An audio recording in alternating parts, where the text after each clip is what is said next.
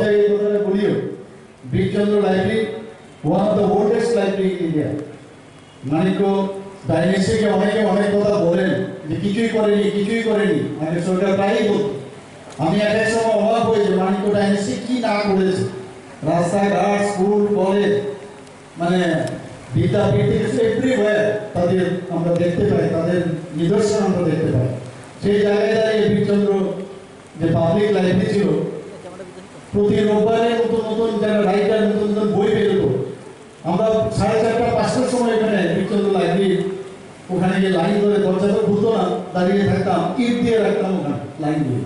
কারণ আমরা জানি যে ফার্স্ট কাম ফার্স্ট সার্ভিস, ভিতরে গিয়ে কার্ডটা দেখে যে বইটা নতুন বেরোলো সেই বইটা। এই যে বইয়ের প্রতি আকর্ষণ আমার যদি একদম ছোটবেলায়, সেই আকর্ষণটা আমি তো একজন এক্সেপশনাল কেউ নয়, কিন্তু আমার সাথে ভুল হচ্ছিল। এবং এই যে লাইনটা দিলাম, বই এই ইটটা যে পাতলাম, ইট দিয়েও ঝগড়া, সেরকম অবস্থা ছিল। অর্থাৎ এই যে কালচার এখন কিন্তু আমরা দেখতে পাই। আমি এখনো বীরচন্দ্র লাইব্রেরি মেম্বার, আমার 2-3 বার রিভিউ করতে হয়েছে, কিন্তু এখন দেখি সেই ধরনের আমি পাইনি সেরকম ভিড়।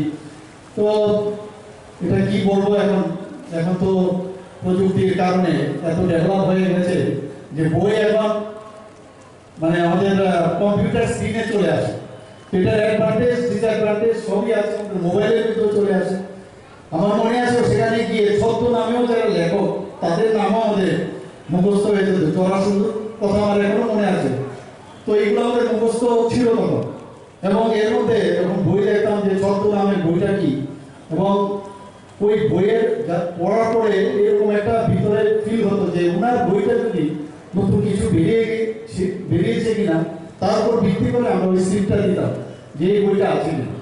তো এই যে একটা আগ্রহ, যার যে একটা আকাঙ্ক্ষা, একটা বিশ্বগ্রাসী ক্ষুধায় যে আমরা সবসময় থাকি জ্ঞানের জন্য, সেটা কিন্তু আমি জানি না এখনকার ছেলেমেয়েরা আমাদের থেকে আরো বেশি অনেক ট্যালেন্ট, অনেক বেশি ওরা জানে, ওদের মস্তিষ্ক অনেক বেশি কাজ করে। এখন যদিও মোবাইলের মাধ্যমে সব হয়, সব জানে, সব কিছু, কিন্তু তারপরে বইয়ের যে স্বাদ, তার যে রস, সেটা কিন্তু এই আপনার মোবাইল এবং ইলেকট্রনিক যুগে সেটা সম্ভব না আমি মনে করি।